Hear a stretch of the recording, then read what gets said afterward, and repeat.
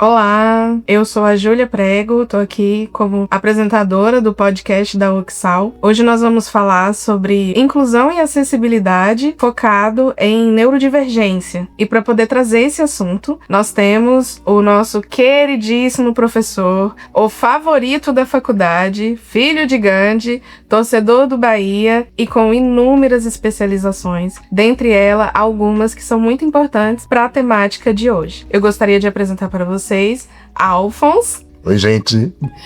Então, eu gostaria de trazer para vocês aqui que dentre as especializações que faz com que o nosso professor seja o escolhido para essa entrevista hoje, a gente tem Educação Especial e Inclusiva em Neuropsicopedagogia, capacitação profissional com aspectos psicológicos da pessoa com necessidade, musicoterapia, treinamento cognitivo, neurociência e uma publicação do uso da linguagem mirandesa como elemento potencializador da comunicação e socialização para crianças autistas em grau leve. E também o nosso professor é neurodivergente. E aí, professor?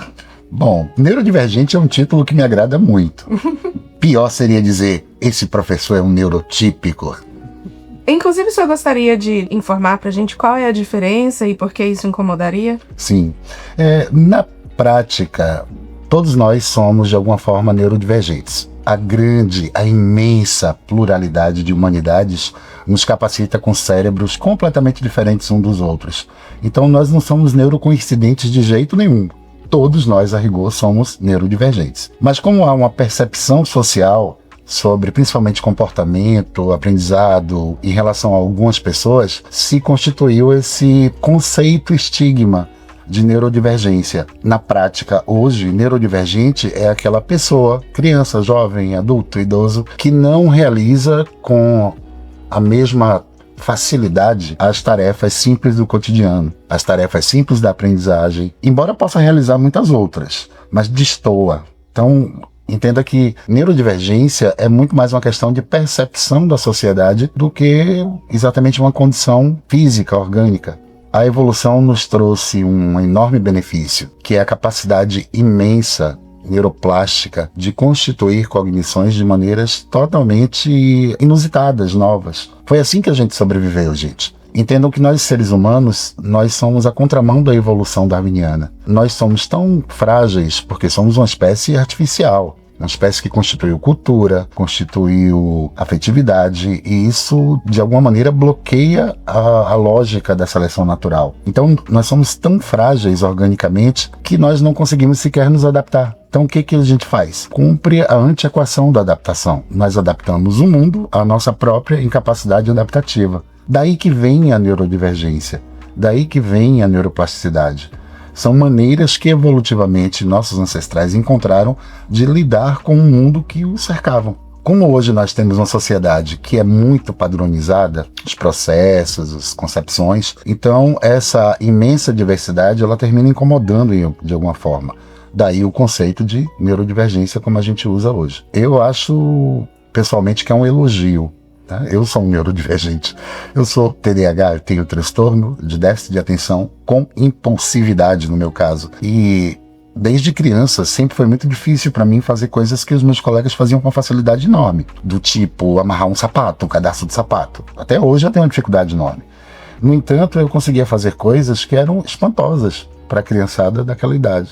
Bom, não tem cura porque não é uma doença, é uma condição. Eu nasci neurodivergente, o meu cérebro é diferente do cérebro da maioria das pessoas. Mas nada que estratégia, paciência e autoconhecimento não resolvesse. Professor, e tendo esse conhecimento hoje, como o senhor analisa como foi a sua infância escolar? Bom, claro que eu fui rotulado. Qualquer criança neurodivergente é imediatamente rotulada, porque a escola ela trabalha com um conceito fundamental de normalidade, que é muito perigoso. Houve um momento lá, talvez com Comênios, em que a normalidade era um ponto, né? Justamente, ponto no sentido matemático. Você tinha que atingir um aprendizado considerado normal, tendo um 10. Com o tempo isso foi se flexibilizando. No século XX nós ganhamos teóricos que realmente, né, tiraram a ideia do pontual para uma frequência. Então, aí você tem o Luria, o Piaget, o Vygotsky, esses grandes patriarcas, né, da pedagogia, que trabalham com uma faixa de normalidade. O que está abaixo daquela faixa de aprendizagem, de comportamento, é considerado infranormal, está acima, supranormal. Então, o ideal é que todo mundo se encaixe ali no meio. Bom, e hoje, graças a Deus, nós temos teóricos que abandonaram completamente esse conceito de normalidade. Como eu sou um idoso, um cinquentão, eu estudei numa época em que estava vigente a faixa de normalidade. E com certeza, eu, TDAH raiz, de carteirinha, não me encaixava nem no comportamento normal, nem no aprendizado normal. Eu conseguia ser muito bom naquilo que me interessava e muito ruim no que realmente não tinha o menor sentido para mim. Então a escola sempre foi um grande empecilho, uma grande dificuldade para o meu desenvolvimento, dentro daquilo que era a minha expectativa, que era o meu desejo, né, quando criança e quando jovem. Até um dia em que eu aprendi a simular muito bem, a fingir muito bem que era um aluno competente, minimamente competente. Porque essa é a sina do neurodivergente, ele aprende a lidar com quem é, com o cérebro que tem. Deixa de brigar com o próprio cérebro e aprende a usar esse cérebro diferenciado, fantástico a seu favor. E foi isso que aconteceu. No momento que eu aprendi a cumprir de alguma forma as expectativas que os professores tinham, que os colegas tinham, que a minha família tinha, em relação ao meu comportamento e ao meu aprendizado, eu passei a me dar bem, mas continuava ignorando solenemente aquilo que não me interessava e apaixonadíssimo pelo que realmente era o meu desejo de aprender, de dominar. E quando veio o diagnóstico e o que isso mudou para a vida do senhor? Bom, o diagnóstico veio cedo porque a minha mãe, né, trabalhava nessa área e ela própria conseguiu me diagnosticar e não mudou absolutamente nada. Para mim, só uma informação adicional. Olha, você é TDAH. Bacana, legal, né? O senhor gostaria de compartilhar com a gente alguma experiência que o senhor teve, onde o senhor se sentiu contemplado pela inclusão? Bom, sim, várias experiências inclusivas, entremeadas, né, de muitas experiências de rejeição. Nós hoje temos uma capacidade de incluir muito maior do que, obviamente, né, na época em que eu era garoto. Mas ainda estamos muito distantes do ideal. De uma forma geral, os equipamentos, eles são adaptados hoje para a inclusão, todo tipo de inclusão que se possa imaginar. De uma forma geral, as teorias, os documentos, né, o discurso é muito bem adaptado para a inclusão. O que falta é o elemento humano. E aí, gente, entendam o que é inclusão. Não é você vou aceitar o fulano ou a fulana porque é uma criança TEA, porque é um adulto cadeirante, porque é isso, porque é aquilo. É aceitar simplesmente o humano. Antes de uma criança ser cega, surda, cadeirante, TDAH, ela é uma criança, é uma pessoa. Assim como nós convivemos com a diferença entre os neurotípicos, nós convivemos com as diferenças também em relação aos neuroatípicos, aos neurodivergentes. Isso é a verdadeira inclusão. É esse ponto que a gente precisa atingir, de não focar na diferença do outro. O outro é uma pessoa, ela tem os processos como qualquer ser humano, vai aprender do seu jeito como qualquer ser humano. O ser humano, ele é guiado pelo desejo, ele é guiado pela vontade que brota de dentro de si. E a gente tem somente que se dar ao outro para que, se for o desejo do outro, ele possa avançar, evoluir, aprender. Qual a diferença em relação a uma criança neurodivergente do que a gente faz com uma criança neurotípica? Então a inclusão passa muito por isso. Eu já tive muitos casos de inclusão que aconteceram comigo, né, ao longo da minha vida escolar. Eu me lembro, eu posso citar um nome que é uma pessoa deliciosa, acho que ele não vai se importar, porque é um grande exemplo de educador para mim.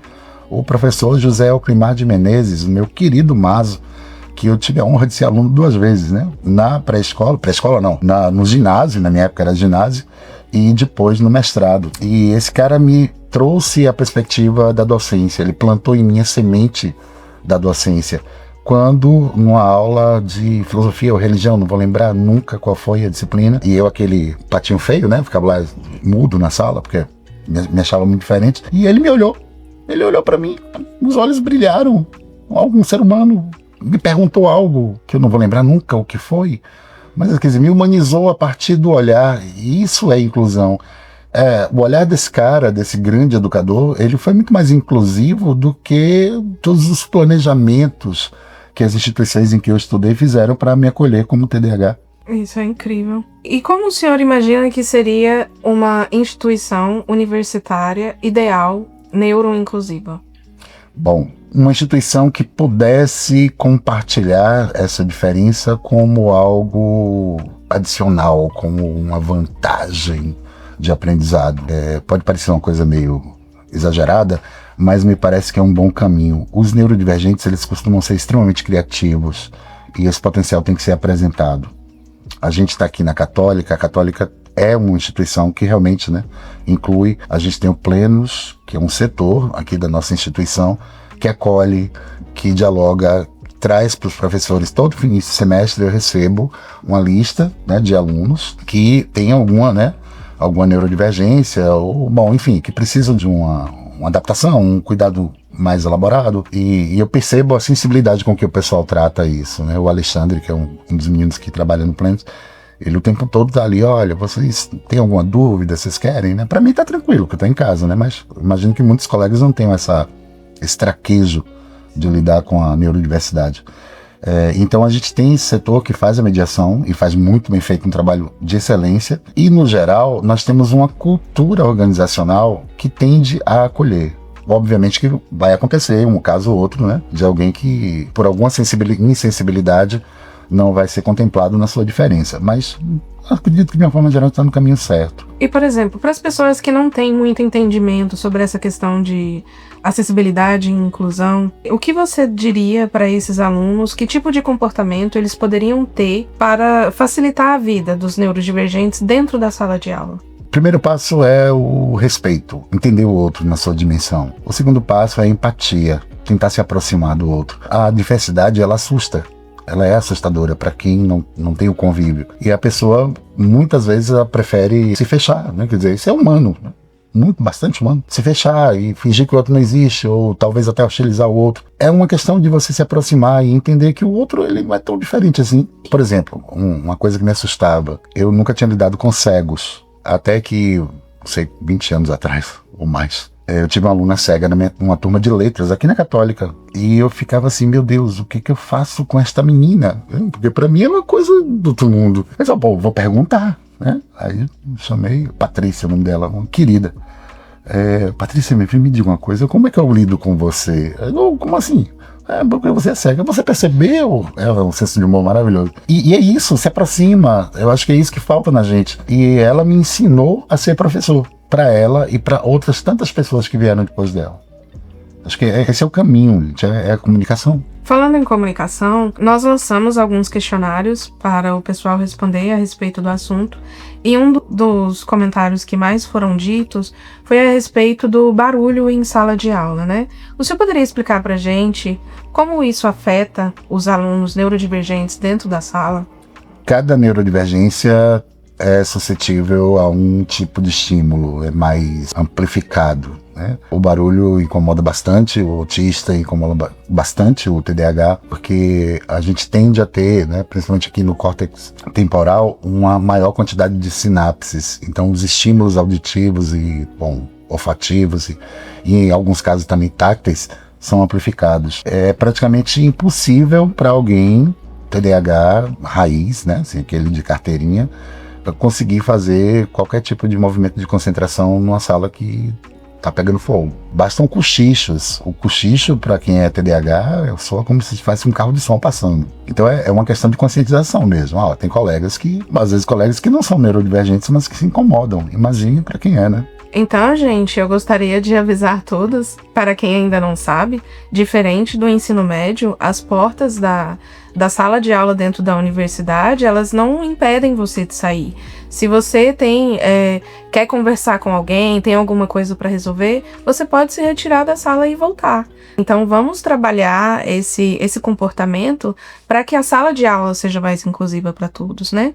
Para poder encerrar, gente, eu gostaria de pedir para o professor Alfonso dar uma dica para os alunos que são neurodivergentes sobre canais e o que eles poderiam fazer, ou que eles estão deixando de fazer, de aproveitar, que a universidade possa estar oferecendo para eles. Perfeito. Acho que a primeira dica é: não se escondam. Vocês são incríveis. Não se escondam, não sintam vergonha. Se coloquem abertamente, tá? A sua neurodivergência. As pessoas vão entender, e se não tiverem que entender, serão obrigadas a entender. E aproveitem tudo que vocês possam, da universidade, dos professores, das disciplinas. Isso aqui é um mundo, isso aqui é um universo. E como segundo conselho, sempre que preciso, procurem ajuda. Nós temos o Plenos, nós temos professores que são super capacitados, conversar com eles vale muito a pena. Ajuda, de alguma maneira, a gente a conversar, né? Ajuda a gente a organizar propriamente, né? Porque toda a questão, no final das contas, em relação à neurodivergência, se resume a isso. A gente aprender a lidar com a própria mente que tem, parar de brigar com ela. E nesse sentido, uma conversa sempre ajuda com quem entende, né, do assunto. O Plenos está aí, viu, gente? Esse foi o professor Alphonse. Agradeço a vocês por terem ficado até aqui. Deem pra gente sugestão sobre outros professores e temáticas que vocês gostariam que a gente trouxesse aqui. Muito obrigada, Alphonse, pela compreensão e por aceitar o nosso convite. É isso, pessoal.